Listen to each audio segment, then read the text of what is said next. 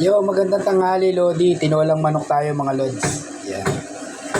Kita nyo naman, tinolang manok, mga Lodi.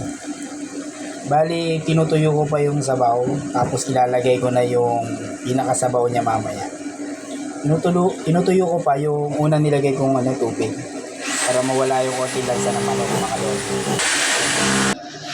Yan, Lodi. Kitang-kita nyo naman, napakasarap. Nilagyan ko na ng siling labuyo, mga Lods, para mamaya pipigaan na lang natin ang kalamansi at saka patis lalagyan natin para the best na the best ang ating tinolang manok, mga Lods. Bali ito lalagyan ko ng mainit na tubig para yung sabaw niya is makrema, malasa.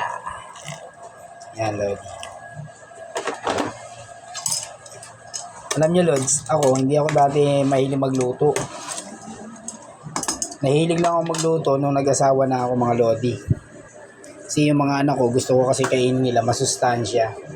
Kaya lagi ako nag-aaral magluto ng mga kung ano-anong lutong bahay na mga niluluto ng araw ng ating mga magulang.